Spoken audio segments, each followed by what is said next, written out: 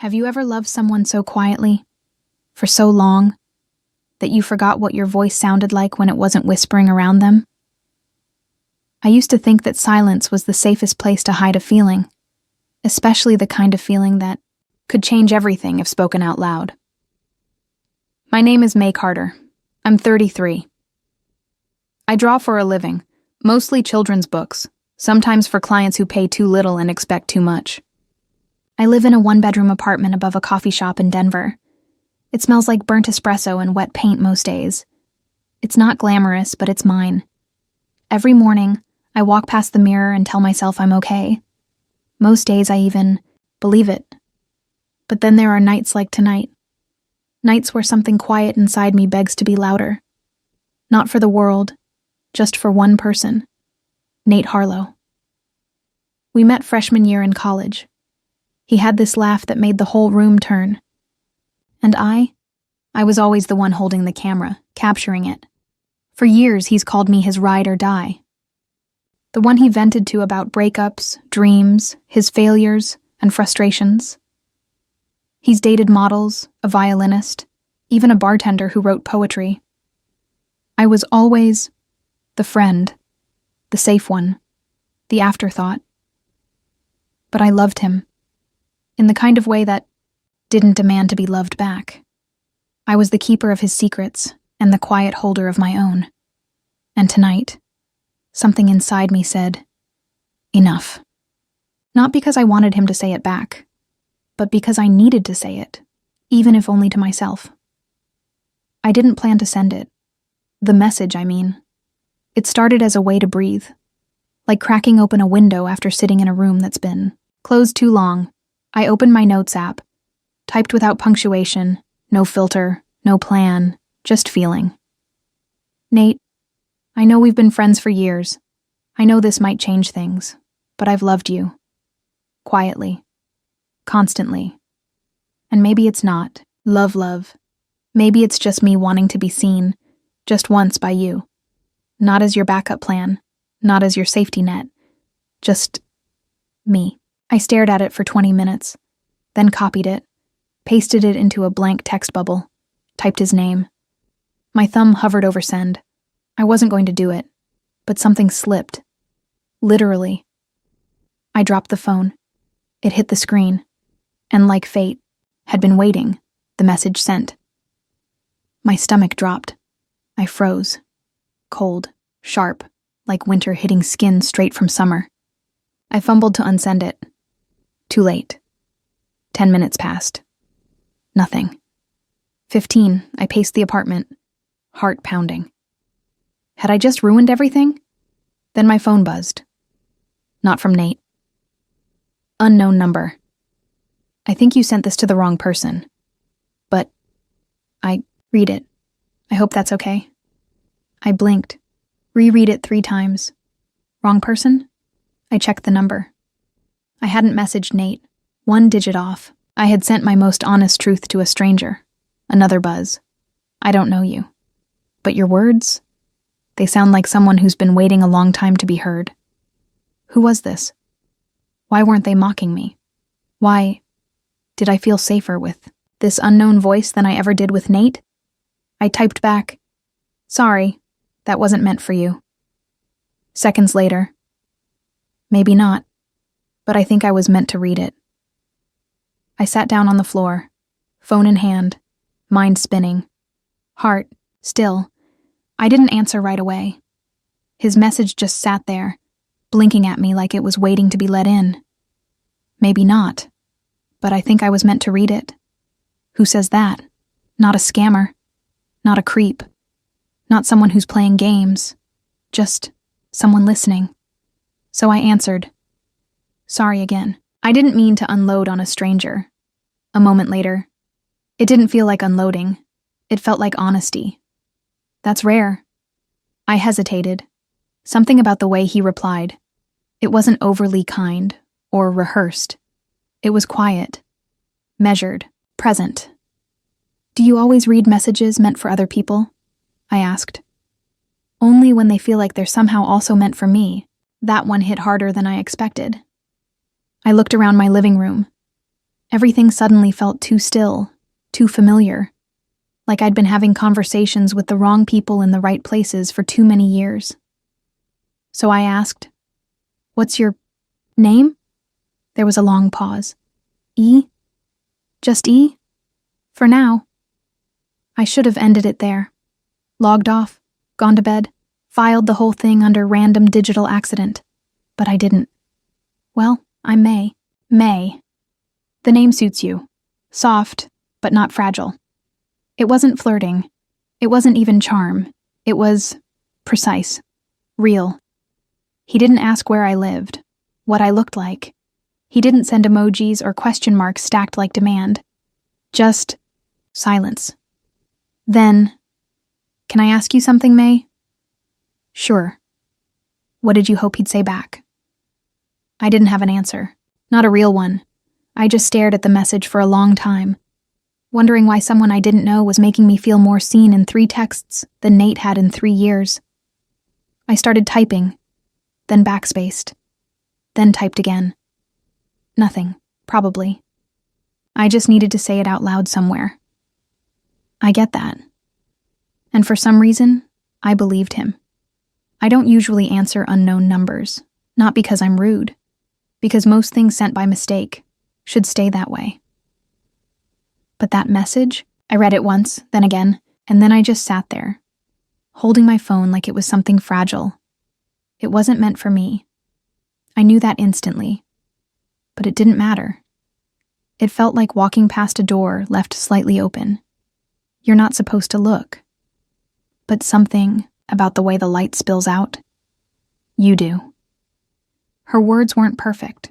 They were raw, uneven, scared. But God, they were honest. And maybe I've been in rooms too long where people only say what they're expected to. Maybe that's why I couldn't. Put the phone down. I hesitated before typing. Deleted 3 drafts of a reply. Not because I didn't know what to say, but because I knew this wasn't some throwaway moment. Not for her. And if I answered, I had to mean it. So I did. "I think you sent this to the wrong person, but I read it. I hope that's okay." She almost didn't respond. And I thought, good. Maybe I shouldn't have stepped in. But then she did. And for the first time in months, I wasn't CEO Eli Stone, not the headline, not the problem solver. Just a man in a quiet room, listening to a woman who didn't even know who I was, but still managed to reach something in me I thought was long gone.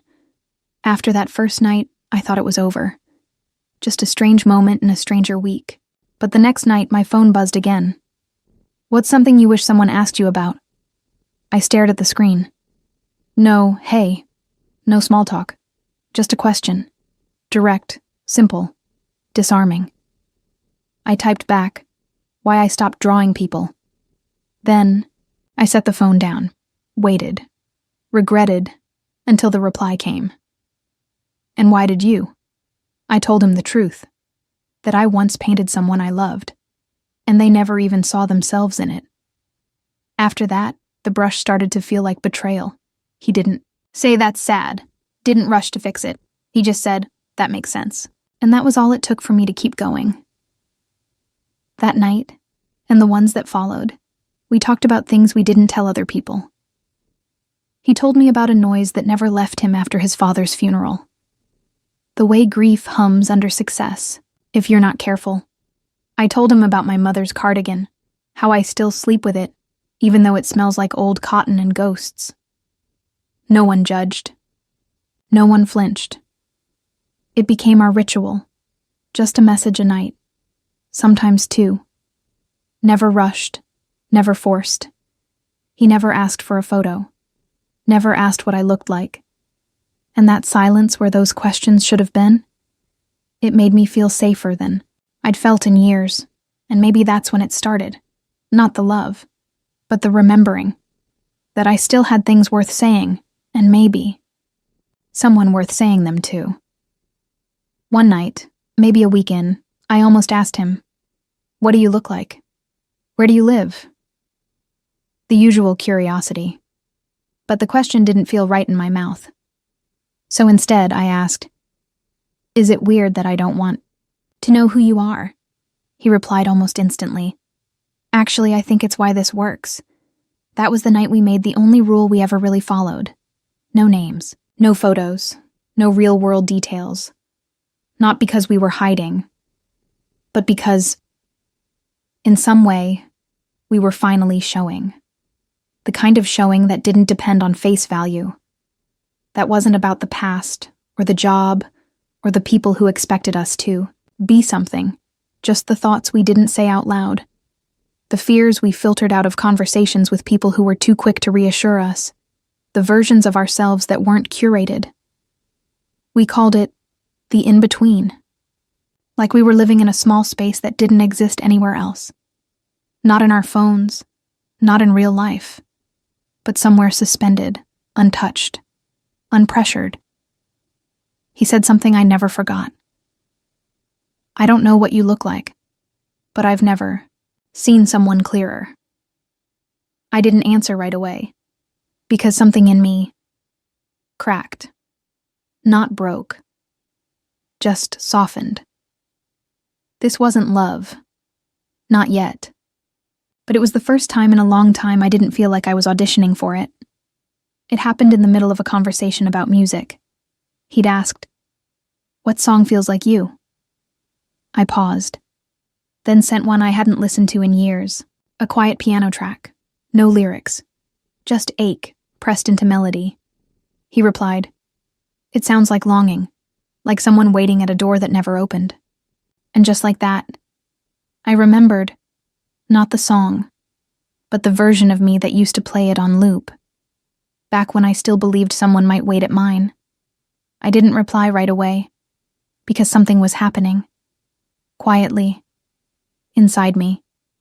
It wasn't that Eli reminded me of Nate. He didn't. But he reminded me of someone else. Someone I hadn't thought about in years. Me. The version of me before disappointment made me smaller. Before I stopped sending long messages or finishing my own stories. Before I learned to keep everything short, easy, unbothered. Eli wasn't just a stranger. He was holding up a mirror, not to who I'd become, but to who I'd buried. And it terrified me how quickly I wanted to be seen again. Not just liked. Not just wanted. Recognized. I wasn't supposed to teach that day. The regular instructor at the community center had called. Out last minute. I owed her a favor, so I showed up, hair barely brushed, coffee half spilled on my sleeve. It was a beginner sketch class, nothing fancy. Mostly older folks, a few curious teenagers. The kind of class where no one's trying to impress anyone. I was halfway through setting up the supplies when I noticed him. Back row. Dark sweater. Shoulders slightly tense, like he was trying not to take up space. He didn't raise his hand. Didn't speak until the class was already halfway in. But when I walked past, he looked up. And I swear, for a second, I forgot how to breathe. His eyes were the kind you don't expect to see in a place like this. Not because they were beautiful, though they were, but because they looked familiar. Not in the face. In the way they paused. Like he was recognizing me too. At break, he approached the table, held out his hand. "Hi, I'm Elliot." Elliot. It didn't click. Not right away. "May," I said, shaking his hand. "Nice to meet you." His grip was steady, but there was something else underneath it. A flicker. Like he was holding something in. "I'm not really an artist," he added, "but I'm trying to get better at noticing things." I smiled, half teasing. "That's 90% of it anyway." And he laughed. Quiet, almost to himself. Good. Then I might already be halfway there. I didn't know yet. Not fully, but something in me whispered, "You've heard that voice before." She looked at me a little longer than usual. Not with suspicion. With something softer. Like a memory tugging at the edge of her mind. "Have we met before?" she asked. I shook my head. I don't think so. She nodded slowly but didn't seem convinced. And that moment, that tiny second of her searching my face, I almost told her. Almost. But I didn't. Because the truth is, I wasn't ready for what it might undo. What? Do you say to someone whose heart you've held in complete anonymity? What do you say to someone who's only let herself be vulnerable because she believed she was doing so in the dark? You don't say anything. You stay still and quiet and terrified that the version of you she trusted isn't the one standing in front of her. Because the version of me she knew, he didn't carry this weight in his posture. He didn't wear a name like Elliot Stone, the one attached to corporate titles and impossible expectations. He just listened. He just saw her. And maybe she saw me too. Just not like this. So when she looked at me again, brow furrowed, lips parting like she might ask something else, I smiled, carefully, and changed the subject. Your demo on shading? That was actually the first time light made sense to me. Her face lit up. Just slightly, and I knew then, if I told her too soon, I'd lose the one thing I'd been trying to protect. Not my secret. Her trust. That night, I lay in bed, phone, face up, waiting. As always, just past midnight, the message came. If today had a color, what would it be? I smiled. It was such a classic question.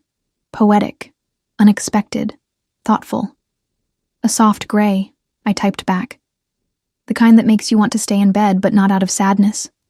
Just stillness. He replied, some grays are safe. Like fog. You don't see far, but it's quiet in there. I stared at that sentence longer than I should have. Because earlier, during class, Elliot had said something similar. When we were mixing charcoal, and I joked about everything I drew looking muddy. Maybe muddy's just misunderstood. He'd said, some grays are gentle. They let your eyes rest. At the time, I brushed it off. But now, it was there again. The same phrasing. The same way of softening silence. I put my phone down, rolled onto my side, and told myself I was imagining things. It's a big city. A lot of people read the same books. Maybe we all have a little fog in us. But still, something in me had shifted. It wasn't fear. Not exactly. Just this slow, careful awareness that maybe the lines between the two versions of connection in my life weren't as separate as I thought. And what scared me more than being wrong was what would happen if I was right.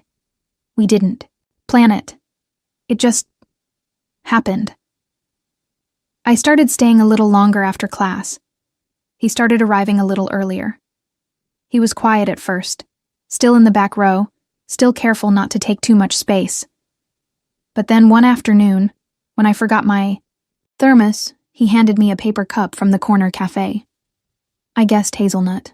You seem like someone who forgives bitterness, but still prefers sweetness. I looked up, surprised. He shrugged. Lucky guess. I wanted to ask, how did you know? But I didn't, and instead, I smiled, because it felt good. The kind of good that doesn't need to be named out loud. He'd help me clean up after class, pick up brushes I dropped, organize charcoal sets in color order like it meant something. We didn't talk about anything dramatic, mostly about simple things, like how hard it is to find a coat that's both warm and flattering, or how some silences feel like a held breath, and others like an exhale. Sometimes I'd catch him watching the students, not me, especially the quiet ones, and I could tell. He saw them. The way he once saw me, when I was just a voice behind a wrong number, and I started wondering, was I falling for him in real life? Or had I always been, and only just now had a face to give it? That evening, class ended early. The rain outside was soft and unbothered, like it wasn't trying to interrupt anyone. I stayed behind to organize a few boxes. Elliot offered to help. I didn't say no. We ended up sitting on the floor, backs against the studio wall. It smelled faintly of chalk and paint thinner, oddly comforting. I don't remember what started it. Maybe the silence. Maybe just the way he waited. Not like someone expecting a confession, but like someone who'd sit with you whether it came or not. So I told him. Not everything, but enough. I've been doing this for almost 10 years, I said quietly. Teaching. Painting. Showing up. But there were days I'd walk out of here and feel invisible. He didn't interrupt. Just nodded. Just listened. People think artists are expressive, I continued. But sometimes, I think we create just to hear ourselves say something we can't say out loud. Then I looked at him. It's lonely, you know? Being the one who always looks like she's okay. Especially when you're not. His eyes softened, not with pity, but with something more honest. Yeah, he said. I know that feeling. And, for a moment, I forgot I was talking to Elliot, because it sounded so much like E, the way he didn't rush me, the way he let silence fill the spaces where other people would fumble for comfort. In that moment, I didn't feel invisible.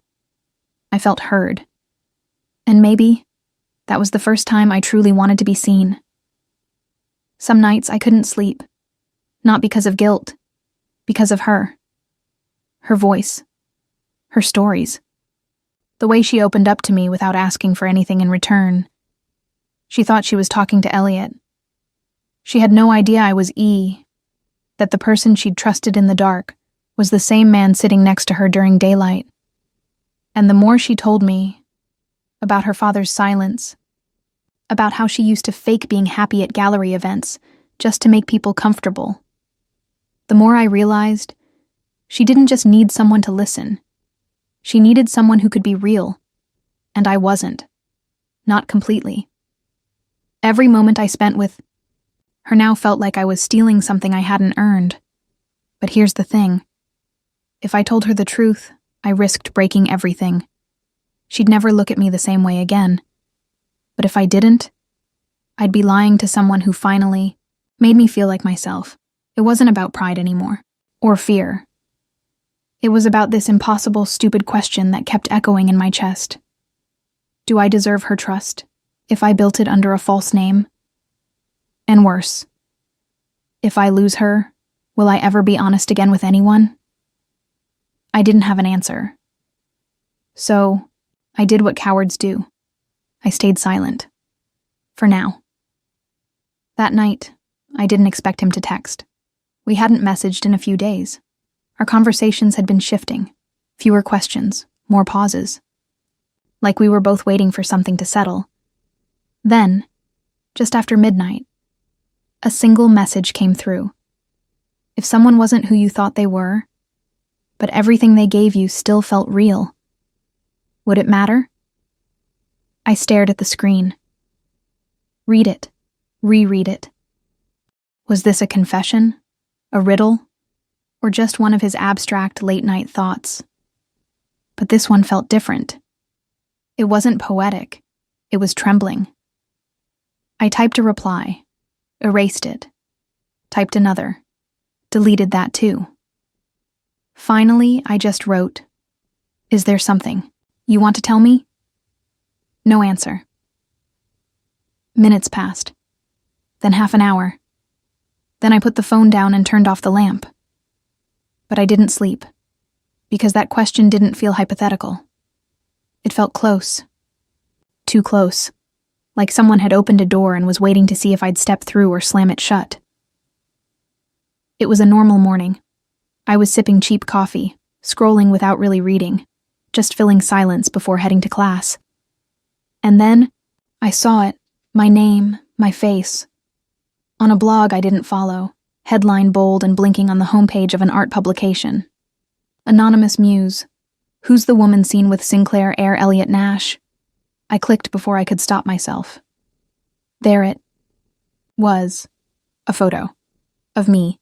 Not staged, not posed. I was laughing. Elliot, or Eli, or whoever he was looking at me like I was the whole sky.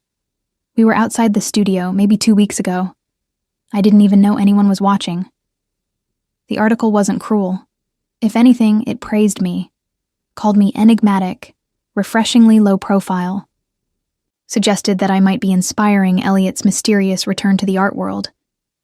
But none of that mattered, because suddenly, nothing felt private anymore. The messages, the looks, the quiet, all of it felt exposed. And for a moment, just a moment, I wondered if this had all been a setup from the start. Was I part of some rebrand? Was I just convenient? I wanted to text him, to ask, to scream. But instead, I just stared at the photo, at his eyes frozen in a frame I never agreed to be in, and all I could think was, "You promised me quiet. You promised me honesty." I didn't text him. I went straight to the studio. He was already there, alone, rearranging the brushes like he always did when nervous. When he saw me, he smiled like nothing was wrong. And that, more than the headline, more than the photo, was what broke me. "You knew," I said. No greeting. No explanation. Just that. He stopped moving. Didn't ask what, didn't pretend. He just looked tired, and then he nodded. "Yeah, I did." I folded my arms, not to shield myself, just to keep from shaking. How long? Since the first week. Since I realized the voice in those messages was the same person I was watching paint clouds on a Monday afternoon. "And you didn't say anything?" "I didn't know how," he said. "Every day it got harder, because you trusted me more, and I didn't want to lose that." My laugh was dry, small, disbelief more than anger. "You didn't want to lose my trust, so you built it on a lie?" He opened his mouth, closed it. "I didn't plan this, May. I didn't set you up. I swear." "Then why did a photographer know who I was before I did?" He looked at me. Really looked. I didn't call them, but I didn't stop it either. I let things slide. I thought, if I could just hold on a little longer. "You could make me fall before I found out?" Silence, long, heavy, final. Stepped back. "You didn't fall in love with me, Eli. You fell in love with the version of me who didn't know better, and I walked out." But even as I did, my heart, traitorous, trembling, still whispered. But it was real. Wasn't it? He didn't defend himself. He didn't beg. He just stood there, eyes steady but resigned, like someone who had already accepted losing.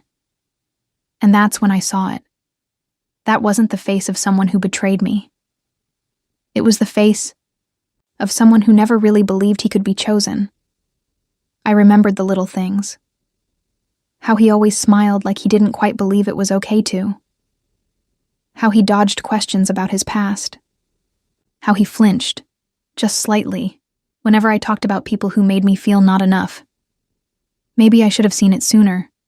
Maybe I didn't want to. Because the truth is, I recognized that look. I wore it once.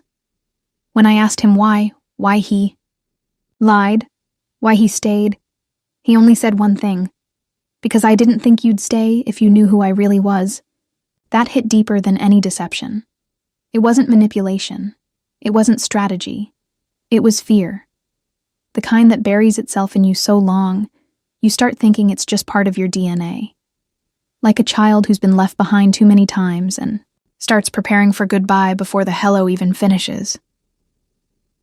I left without another word. But the silence in me wasn't anger anymore. It was something else. Something softer. Sadder.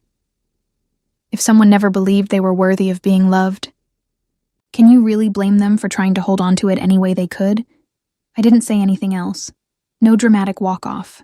No clever final words. Just quiet. I left him standing in that room like a question I didn't want to answer. The city felt colder than usual. My hands shook, but not from the wind. I kept replaying it. His voice, his eyes, the way he didn't chase me, That hurt the most. Not the lie. Not even the truth behind it. But the fact that he thought I wouldn't stay if I knew him. That maybe, deep down, he never really trusted me with the real version of himself. That night, I sat at my laptop, opened a blank email, typed his name in the to field, then deleted it. I wrote for hours. Deleted. Rewrote. You could have told me the truth. I would have listened. You didn't have to be someone else. You just had to be real. But I never hit send, because I didn't know if I was angry or just heartbroken. And I didn't want to hand him my pain, all wrapped up in neat sentences, like he deserved to understand it right now. Instead, I closed the laptop, saved the draft, and tried to breathe. Life didn't stop just because I was heartbroken, so I went back to it. I reopened my weekend art classes. The studio smelled like oil paint and dusty sunlight again. Kids tracked colors across the floor. I let them. Some messes are good. I started painting again, too. At first, just small things, color studies, abstract strokes. But it helped. Every time I dipped the brush into paint, it felt like I was choosing myself again. People asked where I had been. I said I needed a break. No one asked about him, because I had never told anyone about him, and that made it easier to pretend he hadn't happened. But truth is, some mornings still hurt. Like when I'd find my phone in my hand, my thumb hovering over the chat we never finished, or when someone would say something kind in a way that sounded like him. I didn't erase him, but I didn't speak of him either. It was a quiet grief, the kind you carry in your chest like folded paper, still there, still creased, but hidden. I poured it into my work, a new piece every week. Not about him, not exactly, but about what it felt like to want something and then have to walk away from it. And little by little, the weight shifted. I didn't check my inbox waiting for a reply. I didn't scan the sidewalk hoping to bump into him. I stopped waiting, and when the paint dried at the end of the day, I'd lock the door, flick off the lights, and walk home alone. Still breathing. Still standing. Still me. It came on a Tuesday. Just a plain brown envelope slipped under the studio door. No stamp, no return address, no name. At first, I thought someone left their portfolio for review. Students do that sometimes. But when I opened it, the first thing I saw was paperwork, a lease agreement, 12 months, paid in full, my name on the line, the address of my studio. I sat down slowly, heart hammering before I even saw the note tucked behind it. It was handwritten. Only 2 short lines. I don't expect forgiveness. I just hope the space gives you room to keep becoming who you are. That was it. No signature, no apology. No attempt to explain or rewrite the past. And somehow, that hurt more than if he had begged. Because he wasn't asking for anything. Not a second chance. Not even a reply. Just silence, where he used to be. Just space. I stared at the paper for a long time. Felt something rise in my chest I couldn't name. Gratitude? Anger? Closure? Maybe all of it. Because even though the gesture was quiet, almost invisible to anyone else, I knew. I knew the handwriting. The way he curled his lowercase e's. The clean, exact spacing like he couldn't afford to leave things messy. That was Eli. Always trying to fix something, even when he was the one broken. I folded the note once, didn't throw it away. Just tucked it into my drawer, next to the email I never sent. And that night, when I turned off the studio lights, I whispered into the dark, "Thank you. But that doesn't mean I'm ready." The next morning, I didn't open my inbox. I didn't scroll through messages hoping he'd follow up. Instead, I walked into the studio, locked the door behind me, and pulled out a fresh canvas. This time, I didn't sketch first. No planning, no hesitating. I just started painting. The colors came fast, raw, unfiltered, blues that bled like bruises, yellows that cracked through like light trying to break free, strokes that didn't hide behind clean lines or perfect balance. The image formed slowly, a figure, standing in front of a door. The door was open. The world outside wasn't defined, but the figure was stepping through it, shoulders pulled back, no fear. I titled it, No More Hiding, because that was what it felt like. I wasn't painting for closure, or forgiveness, or for him. I was painting for me. But when I finished, I realized I wanted him to see it. Not to hurt him, not to give him hope, just to show him that I had kept walking, and that he didn't need to carry the weight of what he'd broken. One of my students, Harper, 14, sweet, always early, offered to drop off supplies near downtown, close to Sinclair Tower. I wrapped the canvas gently, tucked a small note inside. No signature, no return address, just a message. I'm still becoming, and I'm not afraid anymore. I handed it to Harper and smiled. No one knew what was inside. But if he saw it, if he still cared, he'd understand exactly what it meant. It was a Thursday, the kind of afternoon that smelled like rain before it hit. I was setting up for my afternoon class, unpacking brushes, mixing bass tones, when I saw him. Eli.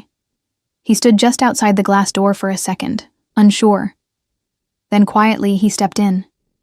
He didn't speak, didn't ask permission, didn't try to explain. He just walked over to the supply shelf, picked up the rag, and started wiping the board. Like it was the most natural thing in the world. Like he'd never left. The kids didn't notice.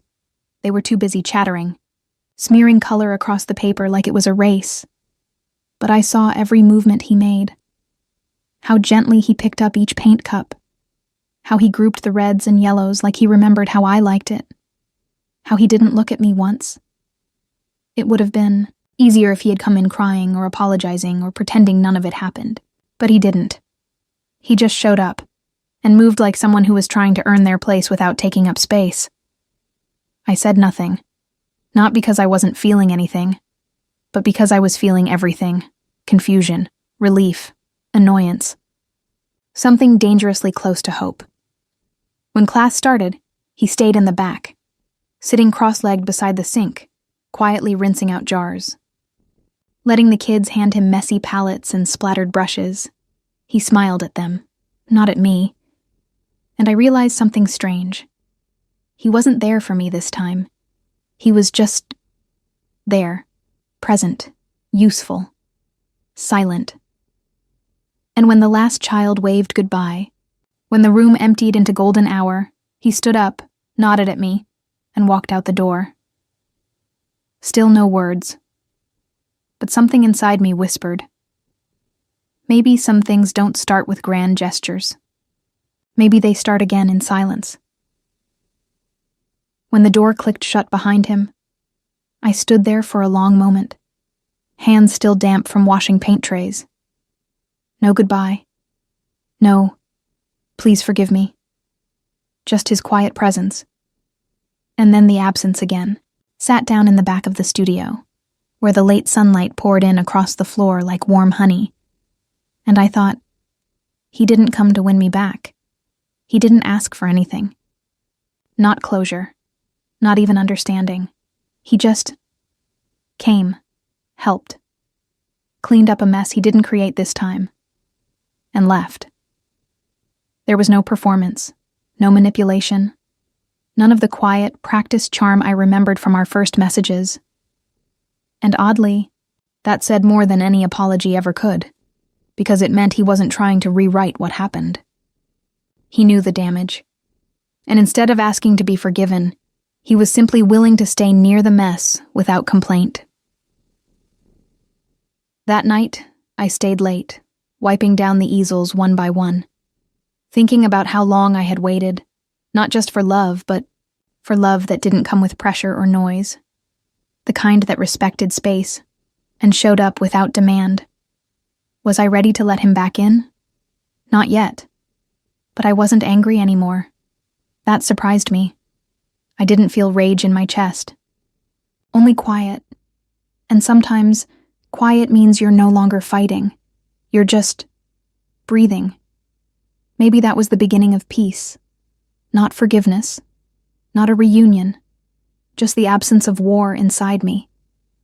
And in that stillness, I allowed one small truth to surface. He didn't ask for my heart again. He just offered his presence. And for now, that was enough. It had been sitting in the corner of my studio for weeks. The canvas I couldn't name at first. But one night, without planning, I took it out, set it on the easel, and began. It wasn't like the others. This one wasn't trying to hide anything. It was a man. Not sharply defined, but soft around the edges, bathed in a golden light that came from somewhere just out of frame. He wasn't smiling. He wasn't sad either. Just still, like someone, learning how to stand in his own skin. The background was layered with pale strokes, a mix of blues and rust, like memory and shame intertwined. But the light around him held firm. I titled it, "The One Who Tried to Understand Me." Not loved, not saved, just tried. That mattered, because even if he had hurt me, even if we never found our way back, there was truth in how he'd shown. Up clumsy. Too late. But not pretending. I wrapped the painting myself. No note. No return address. I left it at the front desk of the building I knew he still worked in. The receptionist asked for a name. I just smiled and said, "It'll make sense when he sees it." And I walked out. Lighter. Because sometimes, closure doesn't come from answers. It comes from giving something away. Something honest, and letting it speak for itself. He asked if I could meet him on a Sunday morning. No context. Just a time and an address. I almost didn't go. But curiosity is a strange thing, especially when it's wrapped in silence, and you've been waiting for closure that never comes with words. The street was quiet, tucked between a bakery and a bookstore I used to love. He stood outside a weathered building, white brick, tall windows dusted with time. He didn't say much. Just, "Come in." The space was empty, bare walls, wooden floors scarred by decades of footsteps. But the light, it was beautiful, soft, real, like something breathing. I looked around, confused. Then I turned back to him. He held out a small envelope. Inside was a single key. No note, just a folded lease agreement with my name printed at the top. A gallery space. 1 year. Paid. In full, I stared at it, then at him. "I didn't ask for this," I said. "I know," he replied quietly. "That's why it's yours." I didn't cry. I didn't run to hug him. I just stood there, stunned by the quiet dignity of the gesture. Because this wasn't about making things right. It was about finally giving me space to be seen. On my own terms. Without his name. Without our story tied to it. Just mine. And in that moment, I realized maybe this wasn't an apology. Maybe it was respect. Didn't say thank you. Not because I wasn't grateful, but because the words didn't fit anymore. They felt too small, too polite for something that had cracked something open in me. After he left, the gallery echoed in quiet. It smelled faintly of dust and old paint. The kind of silence you don't fill. You just stand inside it and let it press against your ribs. I wandered around, fingers trailing along the window frames, stopping by the empty table near the back. That's where I placed it.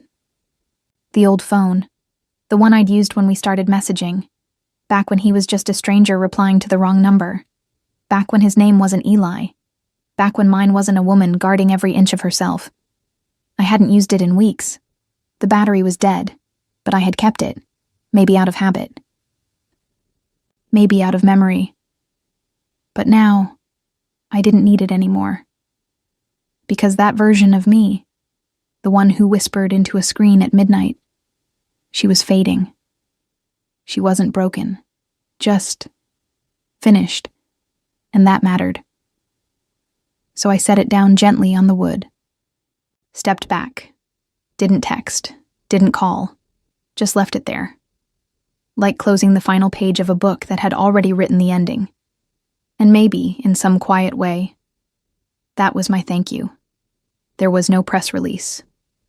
No camera crews, no hashtags or curated captions, just a handwritten note taped to the gallery window.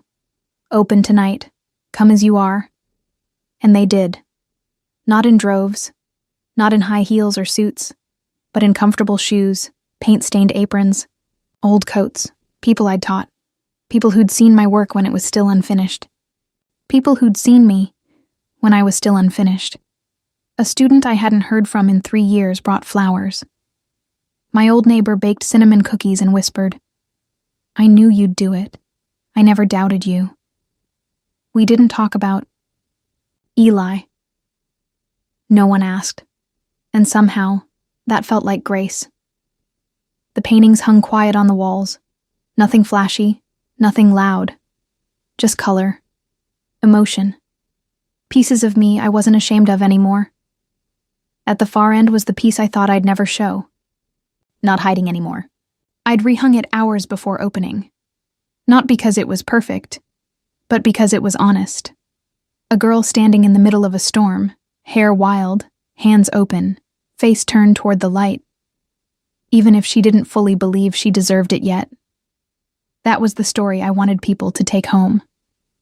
Not the rumors, not the love story that almost happened.